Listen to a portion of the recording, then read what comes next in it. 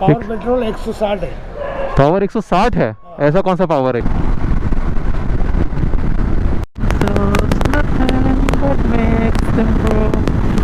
Bridge पे turn मारना था, टर्न मार नहीं पाया, सीधा डिवाइडर पे टूट गया और स्पॉट डेड।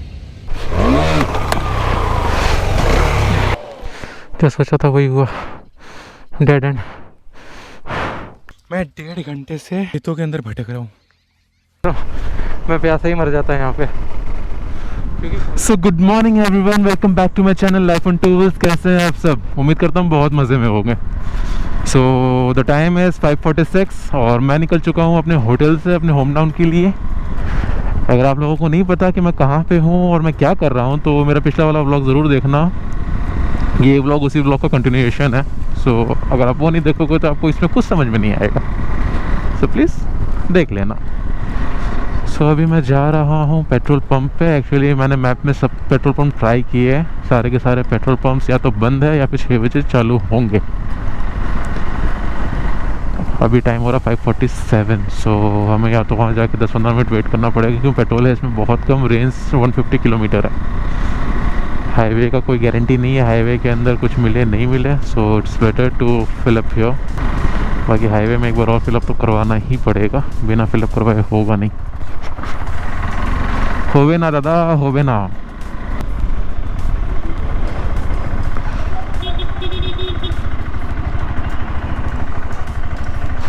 भाई कोई आदमी कोई नहीं है यार यहाँ तो।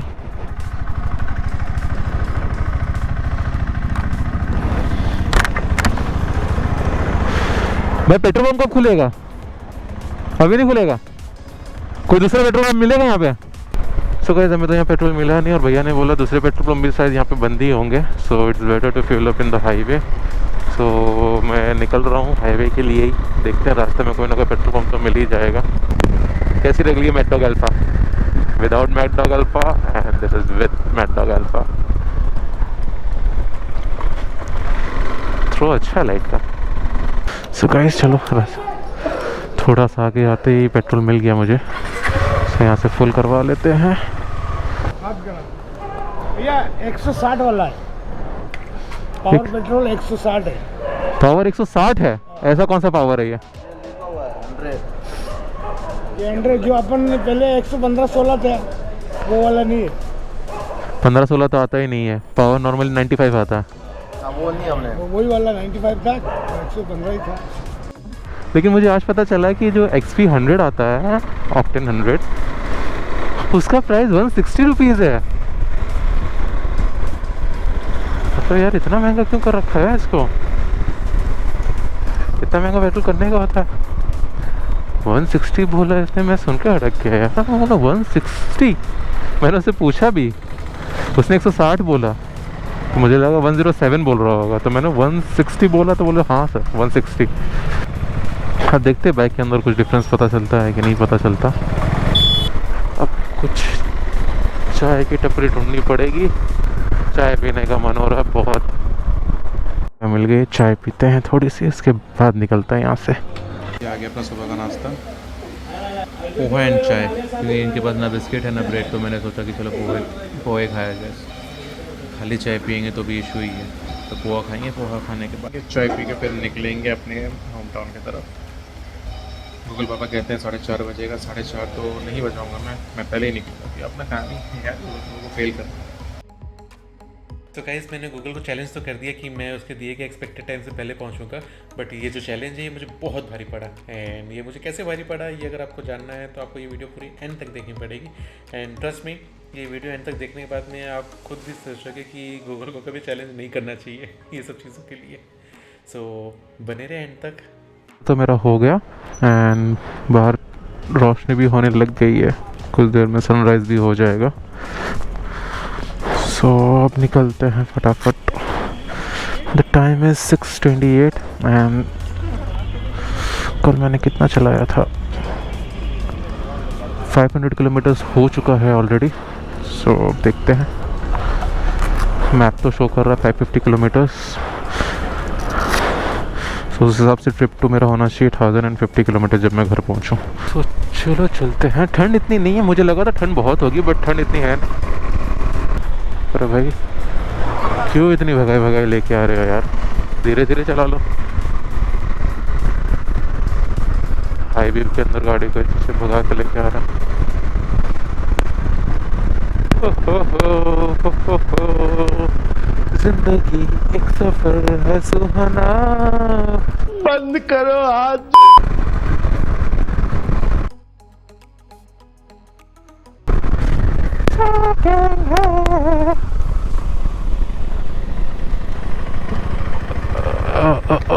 नहीं, मैं पीछे से चल लूंगा, हमको इधर से नहीं जाने का।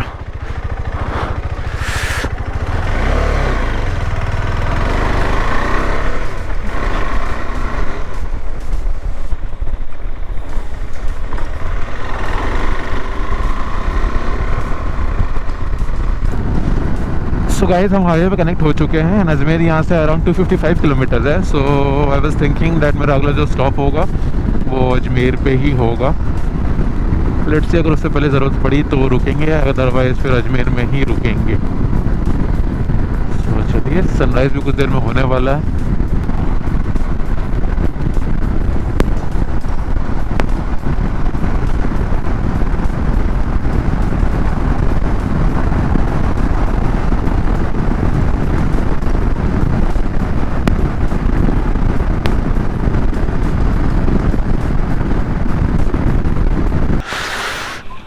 यार मेरे माइलेज का पता नहीं क्या हो रहा है, मुझे माइलेज 26.9 kmpl का मिल रहा है।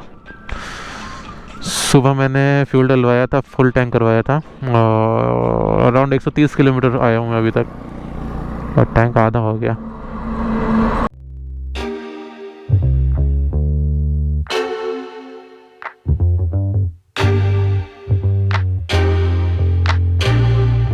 너의 중요하다는 words, it's for you, it's all for you. 가만히 있으면 안 되는 걸까? 왜 그런 거야? I'm okay just the way I am, I'm okay with what I do. 지금이 들어도 상관없는데 이 끝이 없는 조언들 너만한 necessity. 고맙지만 고맙지 않은데 You know I don't want to know. So guys, the time is 9:53 और उदयपुर से मैं 280 kilometre आ चुका हूँ आगे। अभी भी 288 to 88 kilometre बाकी है। अजमेर जस्ट अभी पीछे ही गया है। तो मैं जस्ट कोई रेस्टोरेंट या कोई छोटा होटल ढाबा ढूंढ रहा हूँ जहाँ मैं रुक सकूँ, चाय वाय पी सकूँ। एक प्रॉब्लम ये है कि इस हाईवे के ऊपर होटल्स एंड रेस्टोरेंट ढाबा वगैरह बहुत कम है। नॉर्मल ढाबा मिल जाए तो फिर वहाँ रुकते थोड़ा चाय वाय पियेंगे। सो गाइस, यहाँ पे रुके थे थोड़ी सी टी ब्रेक के लिए। ये देखो हुआ था, तो इस भाई से बात हो रही थी। हाय बोल रहे, हाय, यूट्यूब में जाने वाली है। तो ये भाई बता रहे थे कल ही एक बंदे का एक्सीडेंट हो गया, वो भी KTM यूज़ कर रहा था। आई थिंक ड्यू थी उसके पास, RC थी ना, KTM RC थी उसके पास। ब्रिज पे टर्न मारना था, टर्न मार नहीं पाया, सीधा डिवाइडर पे टूट गया और स्पॉट डेड। इसलिए कहते हैं सेफ्टी के साथ चलो और आराम से चलो, जल्दी जल्दी करके कुछ नहीं होने वाला। जल्दी करके कहाँ पहुँच जाओगे। चलो 5-10 मिनट यहाँ पे इंतज़ार करते हैं, आराम करते हैं, फिर यहाँ से आगे निकलेंगे। तो गाइस, टी ब्रेक हो चुका है ख़त्म। टाइम हो गया है 10:21। एंड हमें निकलना है घर के लिए। गूगल बाबा कहते हैं अभी 5.5 घंटे और लगेंगे। देखते हैं 5.5 घंटे लगेंगे कि नहीं लगेंगे। मैं तो कहता हूँ नहीं लगेंगे, आप बताओ क्या कहते हो, लगेंगे?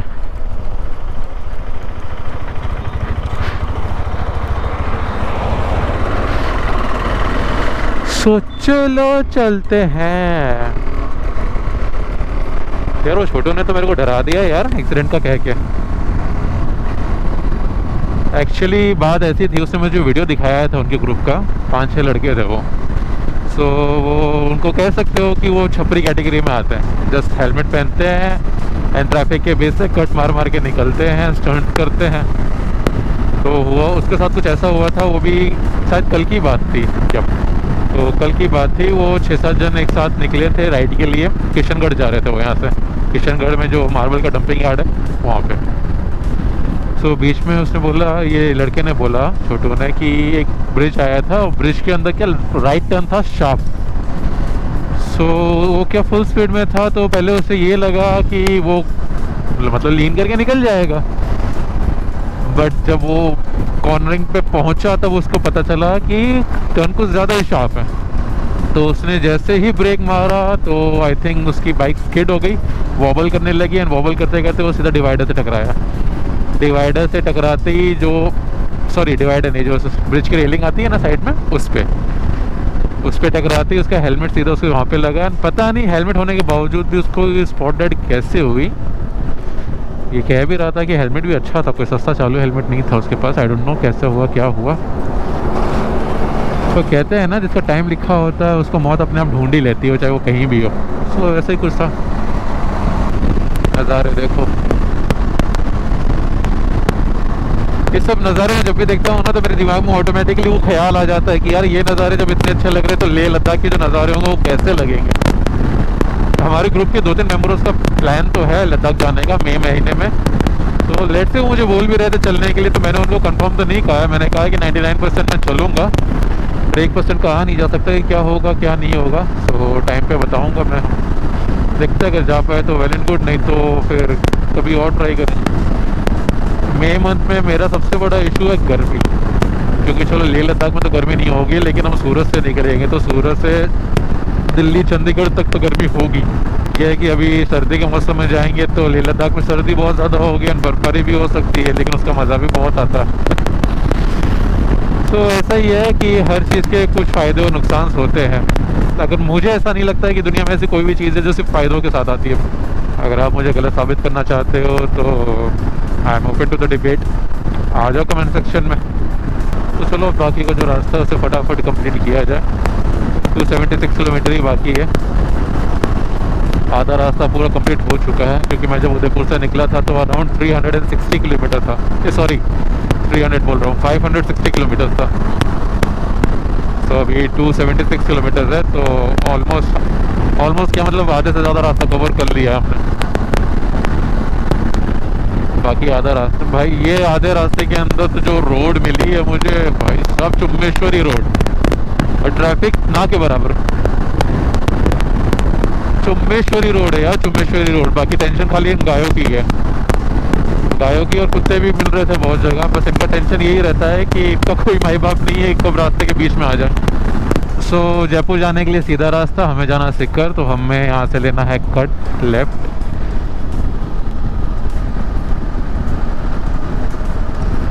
ये एक्सीडेंट हुआ है क्या यहाँ पे भी? पूरा डिवाइडर तोड़ रखा है। तो ये हम आ गए नेशनल हाईवे 448। यार ये बस के पीछे चलने में मुझे बहुत डर लगता है। ये गलत चलाते उस वजह से नहीं, बहुत जन यार इसके अंदर से वॉमिट करते रहते हैं। मुझे डर उसका लगता है, कितने लोग वॉमिट करते रहते हैं। सोच के गिना गई। तोबा तोबा तोबा, थारा मूड खराब कर दिया। सो गाइस हम पहुंच गए किशनगढ़, एंड जिन्हें नहीं मालूम तो किशनगढ़ जाना जाता है मार्बल्स के लिए। एंड मैं अराउंड 4-5 किलोमीटर से किशनगढ़ में ही चल रहा हूँ, और मुझे राइट लेफ्ट सेंटर हर जगह से मार्बल्स ही मार्बल्स दिख रहे हैं। आई मीन उनकी शॉप दिख रही है। आप बोर्ड्स भी पढ़ सकते हो, सिर्फ granite and marble, granite marble, granite marble, कुछ भी नहीं है यहाँ पे। मेरी बाइक के लूज आइटम्स के अंदर एक और चीज़ ऐड हो गई है, मेरा GPS माउंट। ये देखो मतलब क्या किया है यार ये KTM के जो सर्विस सेंटर वाले हैं ना, उन्होंने ये सब डाला था, एक्सेसरीज सब कुछ लूज छोड़ रखा उन्होंने, सब कुछ लूज। अब मैं हर जगह रुक रुक के हर चीज़ तो टाइट नहीं कर सकता ना, तो ये ज़्यादा इशू क्रिएट नहीं कर रहा था, तो मैंने सोचा जाने दो, घर पहुँच के करेंगे सो टाइट।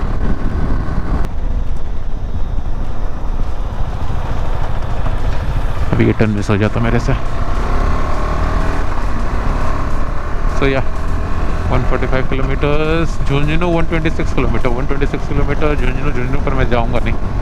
मैंने एक्चुअली रास्ता दूसरा ले लिया है। पहले मैंने सोचा था सिक्कर जाने का, पर सिक्कर नहीं लिया। सिक्कर की जगह कुचामन से मैंने ले लिया लेफ़्ट, जो कि जाता है डिडवाना, डिडवाना से फतेहपुर, फतेहपुर से चूरू, चूरू से पिपल से सर। सिक्कर जाता तो मुझे 4 लेन हाईवे मिलता, बट यहाँ मुझे 2 लेन मिल रहा है, पर रोड काफ़ी अच्छी और ट्रैफिक ना के बराबर है, तो वैसे कोई दिक्कत नहीं आ रही मुझे। कभी भी राजस्थान में राइड में आओ ना, तो ट्रैक्टर वालों से बच के रहना। ना उनके पास साइड मिरर्स है ना और कुछ। बंदे टर्न लेने से पहले पीछे देखते भी नहीं है। अभी एक ट्रैक्टर वाले के अंदर मैं ठुकते रह गया। बंदे ने अचानक से राइट टर्न मार दिया बिना देखे। वो काफ़ी बुजुर्ग अंकल थे, मुझे लगता है आराम से सब 70-75 साल के होंगे। तो मैं सोचा फिर क्या बोलूँ मैं उनको भी, तो मैंने जाने दिया। मतलब मेरा कलेजा मुंह में आ गया था लिटरली। मुझे लगा था वो अंकल जी वो देख के आए थे मूवी करण अर्जुन, और वो मुझे कहना चाहते थे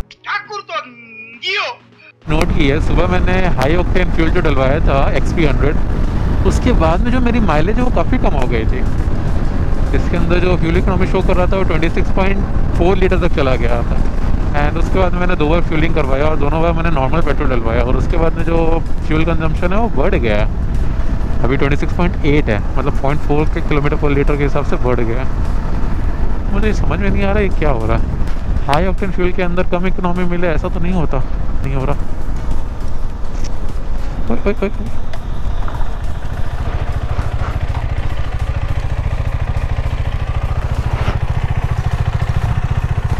क्या था पता नहीं क्या हुआ था, पूरी बाइक वॉबल हो गई। This bike is pain in the S. नहीं, ये सेंटेंस गलत हो जाएगा। Riding this bike gives pain in the S. भाई साहब, मतलब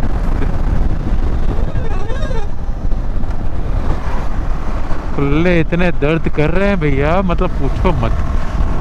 जो कि जेल सीट लगा रखी है मैंने इसके अंदर, फिर भी जेल सीट नहीं होता तो पता नहीं क्या ही होता मेरा। रुक के चेक करना पड़ेगा यार, ये कहाँ से लेके जा रहा है, क्योंकि हमारा जो नॉर्मल रूट है वो यहाँ से है। तो कोई नए रूट से ही लेके जा रहा है ये। चलो ये भी देख लेते हैं कैसा कैसा नहीं। ये फंस गया सीएम। एक चीज़ तो आज समझ में आ गई कि अगर आपको रास्ता मालूम हो ना, तो फिर गूगल पे बिल्कुल भरोसा नहीं करना चाहिए। चूरू से निकलने का मुझे रास्ता मालूम था, बट मैंने इस साल गूगल पे भरोसा कर लिया, और ये देखो कहाँ लेके आया मुझे। बेकार में परेशान किया इसने मुझे कसम से। अभी गाड़ी अगर अटक गई तो अलग लफड़ा। ये तो बीच में से लेके जा रहा है। हाँ,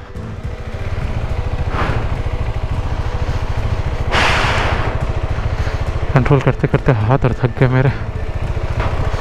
बाइक गिर गई तो और लफड़े। तथास्तु। ये उठेगी और नहीं मुझसे अकेले से। चलो ठीक है, एडवेंचर बाइक है मेरे पास, जानता हूँ मैं, पर ऐसी ऑफ रोडिंग भी नहीं करवानी है ना मेरे भाई।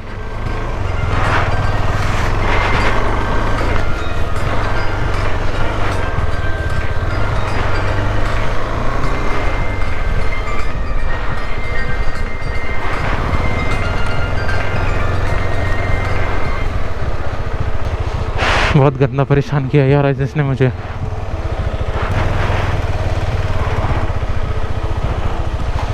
ये रास्ता बंद है।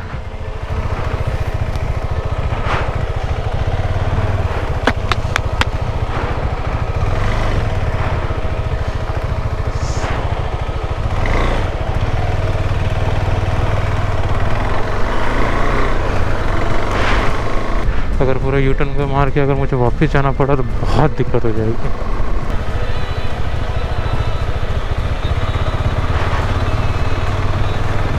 फिर कच्चे से ही लेके जा रहा।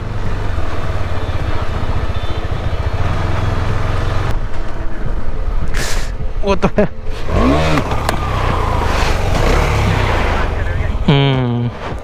जिसका डर था वही हुआ। बाइक गिर गई। हाँ, गिर लगी तो नहीं, पूरा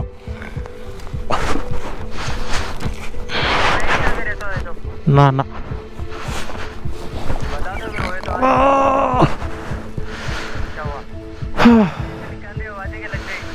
उठाने मेरे हाँ नहीं कोई आदमी भी नहीं है। पेट्रोल है।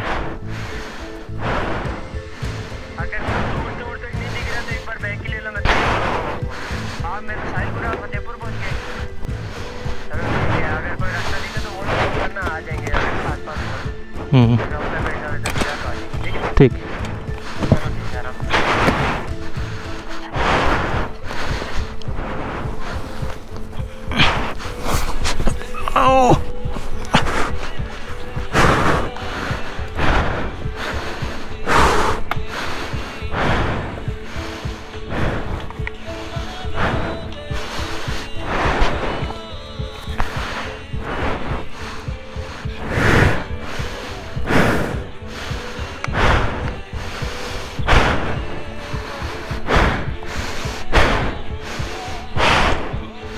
इसीलिए बोलते हैं गूगल का भरोसा हर जगह नहीं करना चाहिए।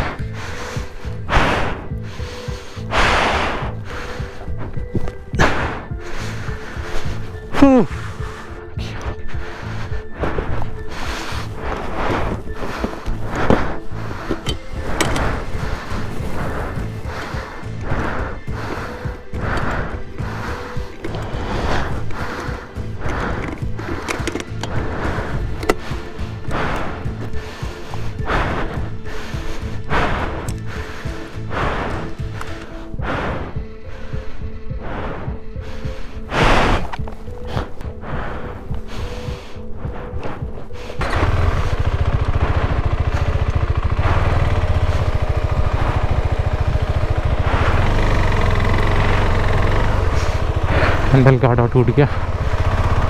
आराम आराम से ही जाना पड़ेगा। कोई आदमी भी नहीं है जिससे मैं पूछूं कि ये रास्ता कहीं जाता भी है कि नहीं जाता। 400 मीटर में राइट टर्न बता तो रहा है, देखो राइट टर्न कहाँ है। फिर से कच्चा रास्ता मिलेगा या फिर सड़क भी मिलेगी। पूरा एडवेंचर हो गया भैया। मुझे तो नहीं लगता यहाँ पे कोई भी रोड होने वाली है। पूरे कच्चे रास्ते से लेके जा रहा है मुझे। फिलहाल और कोई ऑप्शन नहीं है मेरे पास, जाना ही पड़े। बहुत बुरा फंसा हूँ मैं यार।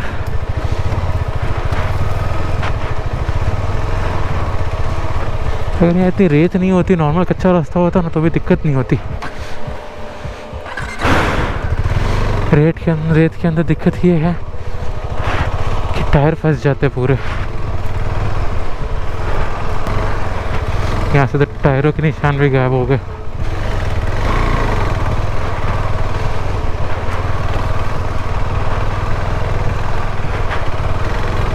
मिलता तो कम से कम मुझसे ये तो पूछ लेता कि रास्ता बाहर भी निकलेगा कि नहीं निकलेगा।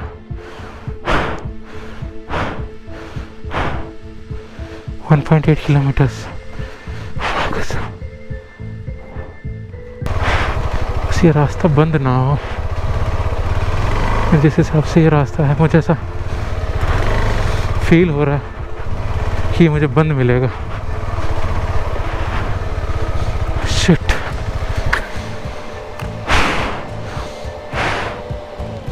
क्या सोचा था वही हुआ, डेड एंड। भाई साहब बहुत बुरा फंस गया मैं। ओए ओए ओए।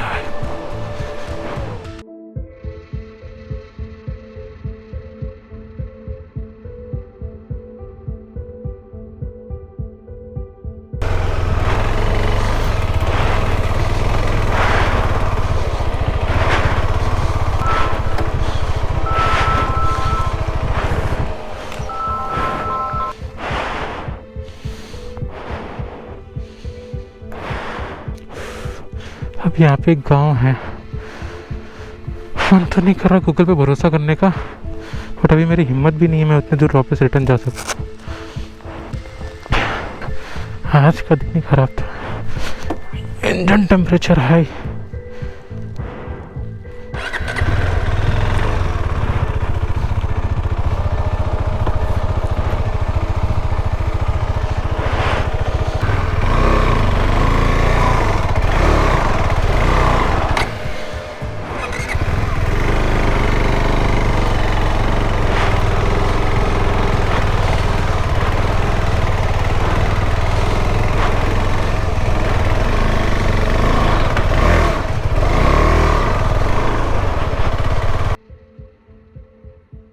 सो गाइस, यहाँ पे मेरी गोप्रो की बैटरी ख़त्म हो गई थी। मेरे पास स्पेयर बैटरी थी, बट उस वक्त मैं उस मेंटल कंडीशन में नहीं था कि मैं बाइक रोक के अपनी गोप्रो की बैटरी चेंज करता और व्लॉगिंग वगैरह करता।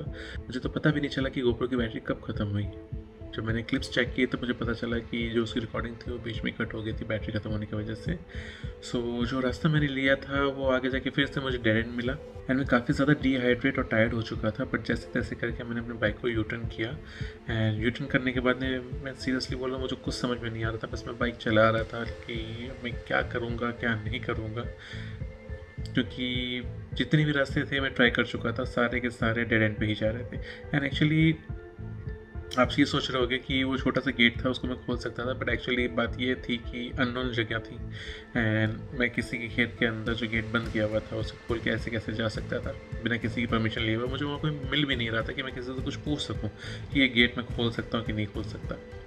सो मैं यही सोचते सोचते वापस आ रहा था तो वो एक भैया मुझे मिले एंड थैंक गॉड लिटरली वो एक एंजल थे मेरे लिए। अगर वो नहीं होते तो पता नहीं क्या होता उस दिन मेरे साथ। सो वो भैया जब मुझे मिले तब मैंने उनसे बात की, उनसे पूछा कि यहाँ से मुझे मस्जिद से जाना है तो कौन सा पे है। तो उन्होंने पहले तो मुझे ये बोला कि आप इस रास्ते पे आए क्यों, फंसे क्यों। तो मैंने उन्हें बताया कि यहाँ गूगल ने मुझे ये जो रास्ता है ये मुझे पता है। तो इस बात को ख़त्म होने के बाद में फिर उन्होंने मुझे बोला कि आगे से लेफ्ट टर्न मारो। लेफ्ट टर्न मारने के बाद में जो गेट था आप मुझे वहाँ मिलो। तो वहाँ जब मैं मिला तो उन्होंने वो जो गेट था तब उन्होंने वो गेट ओपन किया एंड वो गेट ओपन होने के बाद उन्होंने बोला कि आगे जाके 3 गेट और मिलेंगे और तीनों गेट आप खोल देना और खोलने के बाद में सामने रोड मिलेगी, वो सीधा जाएगी निरादनो से वो सीधा मस्जिद से टच हो जाएगी। सो थैंक्स टू हिम, अगर उन्होंने हेल्प नहीं की होती तो पता नहीं यार क्या होता मेरा उस दिन। पर गैस पता नहीं कि ये जो वीडियो है ये आपको वो फील करवा पा रहा है कि नहीं करवा पा रहा जो मैं फील कर रहा था उस वक्त मतलब ऐसा था कि ये जो पहली लॉन्ग राइड है मेरी, ये मेरी आखिरी लॉन्ग राइड होने वाली है। बट प्रॉब्लम ऊपर वाली ने दी है तो उसका सोल्यूशन भी उसने दे दिया मुझे। सो जैसे तैसे करके मैं वहाँ से बाहर निकला। उसकी रिकॉर्डिंग्स तो मेरे पास नहीं थी क्योंकि जब मैं लास्ट गेट में मैं पहुँचा तब जाके मैंने अपना गोप्रो वगैरह चेक किया तब मुझे पता चला कि उसकी बैटरी डाइट हो गई थी। तो उस वक्त मैंने अपनी बैटरी चेंज की। चेंज करने के बाद में जो आगे की रिकॉर्डिंग से आप चेक करिए। सो गाइस, ये ट्रिप कुछ ज़्यादा एडवेंचरस हो गया। अभी टाइम हो रहा है 3:30। मैं 1.5 घंटे से खेतों के अंदर भटक रहा हूँ। लास्ट में 2 काका मिले, उन्होंने मुझे बताया रास्ता गेट हो, तब जाके पता चला। बस इसके बाद में रोड। परेशान हो गया यार मैं आज। पानी भी ख़त्म हो गया मेरा।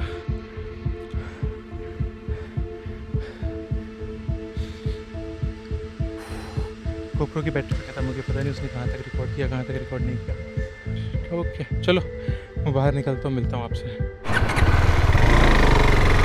कैसे मैं आपको बता नहीं सकता ये रोड देख के दिल को कितनी शांति और सुकून मिला।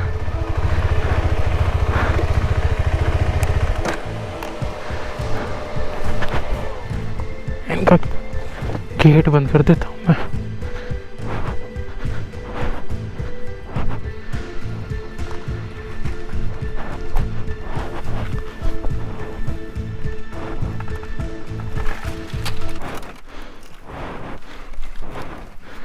चलो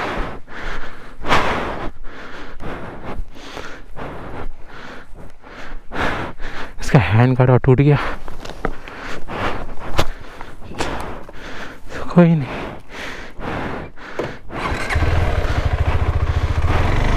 ऊपर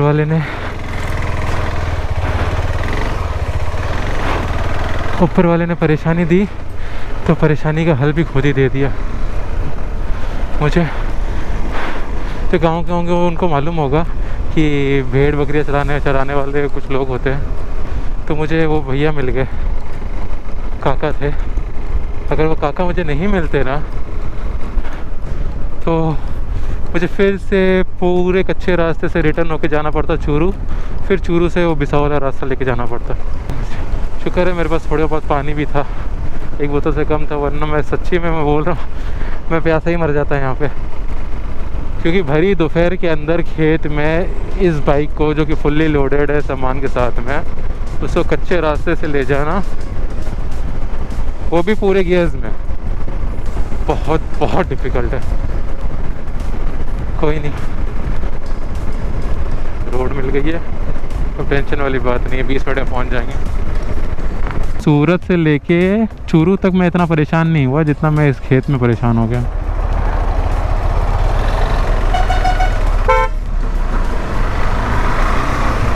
ये वहाँ आ गया निरादनू, यहाँ से तो एकदम सीधा रास्ता अपने घर के लिए।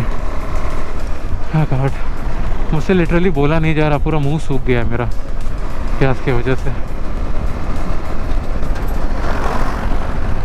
और इतनी हालत ख़राब है कि बाइक भी मुझसे स्पीड नहीं चलाई जा रही।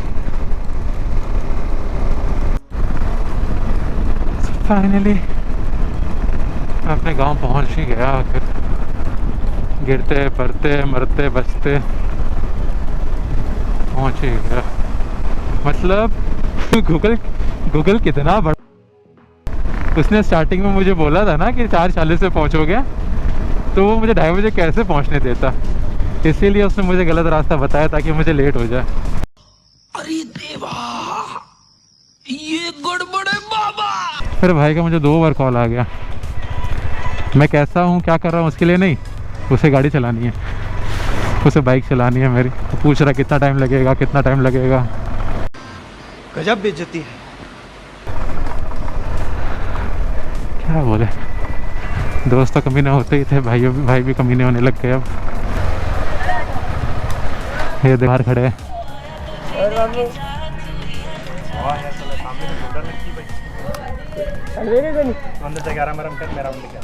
अबे साले,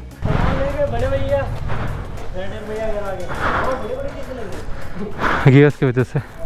क्या बात है यार, घर के तो पूरे नक्शे चेंज हो गए। सो गाइस फाइनली मैं पहुंच चुका हूं घर। टाइम अभी हो रहा है 4:20। वैसे तो मैं 4 बजे घर पहुंच गया था, पर इरफान ने परेशान कर दिया बाइक के लिए, बोला ये दिखा वो दिखा ये वो वगैरह वगैरह। कभी भी वो बाइक लेके गया है राउंड पे।